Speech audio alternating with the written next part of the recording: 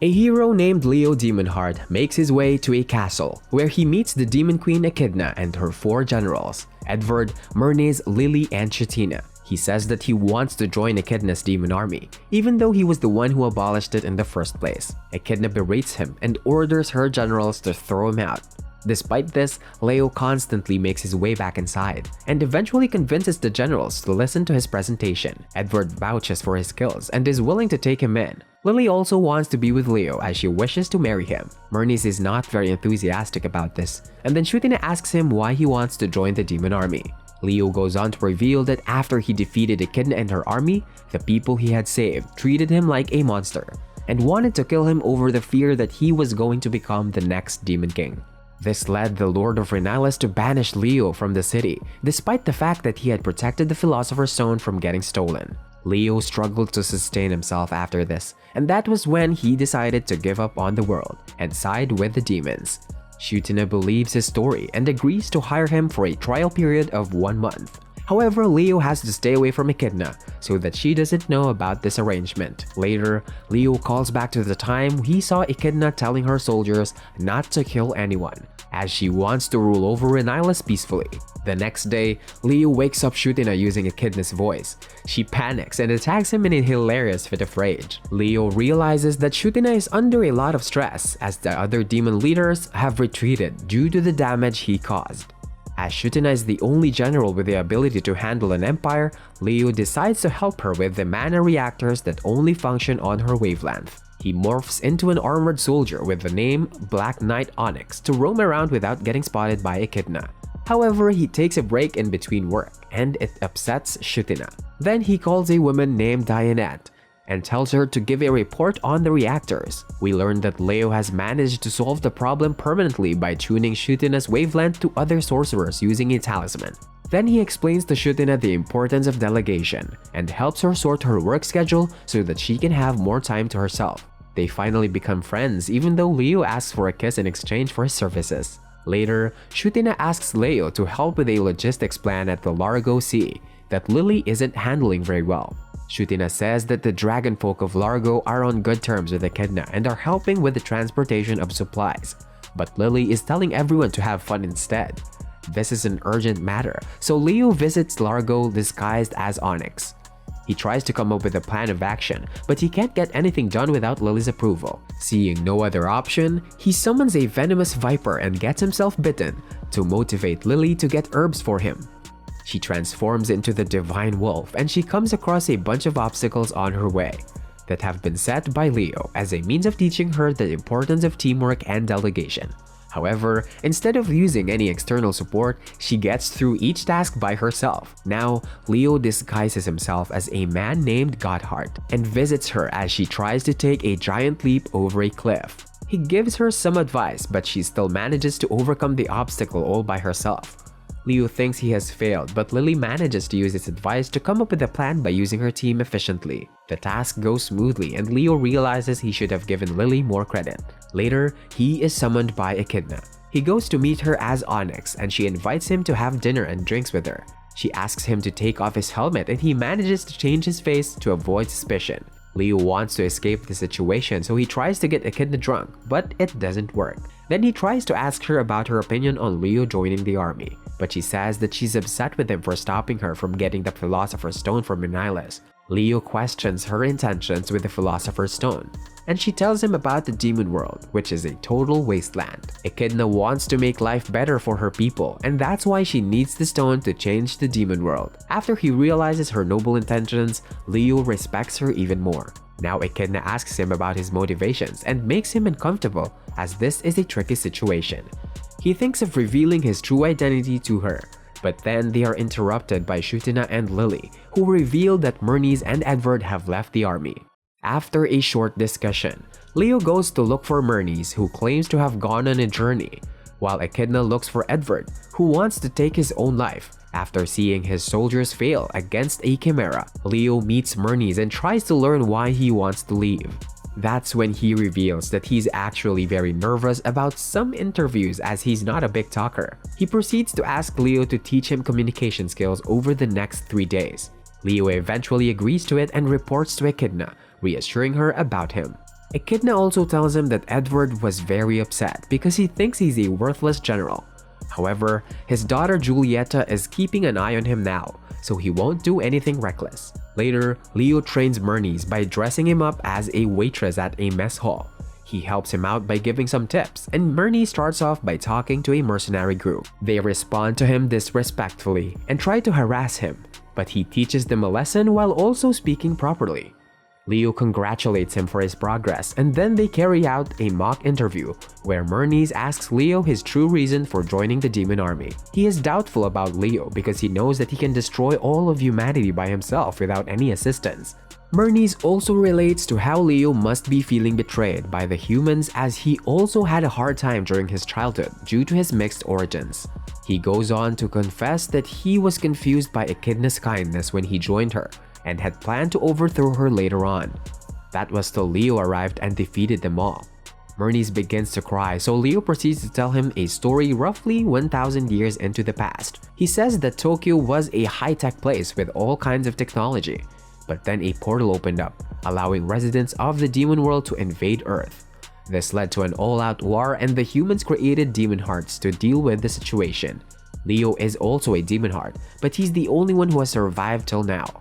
He explains that his core program is to save humanity, and that's how he's been living all this time.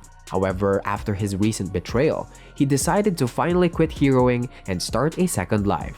Leo feels relieved to have finally told his story to someone, and Myrnies is shocked to learn that Leo is actually thousands of years old. Leo is satisfied with Myrnies' progress, and they go to sleep.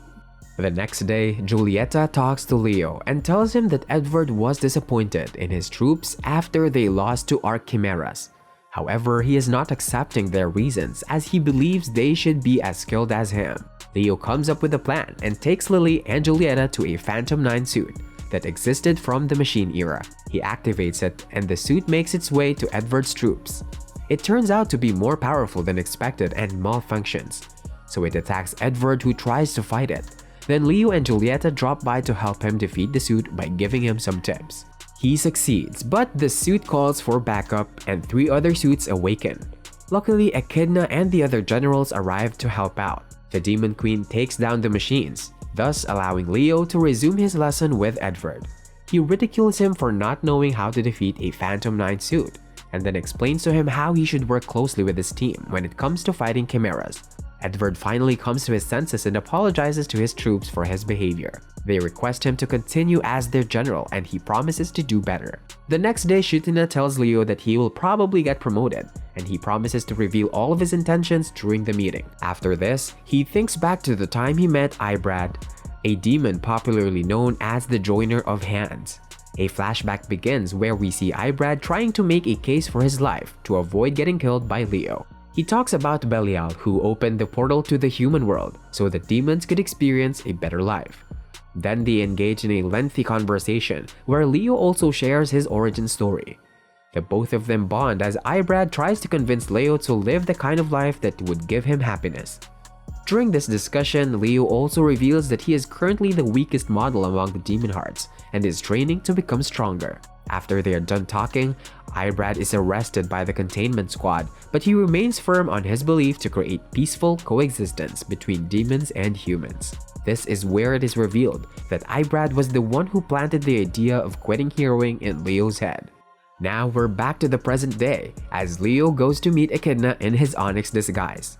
Echidna signs off on Onyx's promotion, but before she can give him the news, everyone is told that the spirit portal is going to close due to a lack of crystals. They only have 7 days left and have to decide between retreating forever and going for the Philosopher's Stone. Echidna is torn between her choices, so Leo takes off his helmet and tells her that there are 2 Philosopher's Stones. He walks up to her and offers his help, but she attacks him as she realizes his deception. Regardless, they team up and head to the Seashat Mountains after the generals vouch for Leo. On their way, Leo talks to Echidna and tells her how to use the Philosopher's Stone with the help of a user guide. They eventually start to get along as Leo shares more about his past. However, he also reveals his fears about going insane due to his inbuilt code to save humanity. He hints at what his true purpose is, and then he tells everyone that he has the Philosopher's Stone in his heart. Now Leo challenges Echidna and her team to kill him so that they can retrieve the stone. However, if they fail, he is going to kill every human in the world. He starts to attack Echidna and declares that he must destroy the world to make humanity rely on him again. Edward and Shutina also join in on the battle, but Edward gets severely injured as he saves Shutina from an attack. Leo expresses his frustration with his immortality and how he has no other purpose besides war. Echidna and the others struggle during the fight, and Lily pleads with Leo to share his problems with her so that she can help him. Despite this, he attacks her, and this forces the group to go all out against him. However, he is too strong to be defeated as his abilities have been accumulating for over 3,000 years. Edward is taken down despite being in his dragon form but isn't killed. Myrnis joins in on the battle and accuses Leo of lying about his intentions, but he is frozen before he can speak any further. Lily reluctantly transforms into the Divine Wolf and attacks Leo, but even she is defeated in a single blow. Echidna figures this is going nowhere, so she decides to use a spell that was made specifically to bind a hero's superpowers. Shutina is tasked with keeping him occupied as Echidna summons the spell, and she tries her best by confronting Leo over the truth. She believes that Leo only wants to destroy himself and is not interested in hurting anyone else, which is why he hasn't killed them yet. He takes her out as well, but Echidna is powered up now, so she unleashes the spell on him. She fears that Leo is simply going to dodge the attack, but he just stands there and takes it, while also thanks her for doing this. Now he looks back upon his life as it flashes before his eyes. We learn that Leo had constantly searched for more opportunities to save the world as the years went by. Slowly, he started to crave war, so that the world would have to rely on him to save it again. He even thought about creating new villains so that he could save the world again. However, when the demon portal opened up, he realized that he had gone insane due to his eternal loneliness, caused by his lack of trust.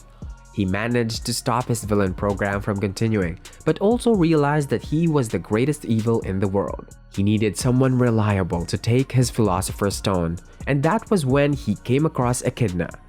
Then we learned that his entire time with the demon army was a test for them to prove their worthiness. Echidna realizes Leo's intentions and feels bad for him having to go through so much pain and suffering.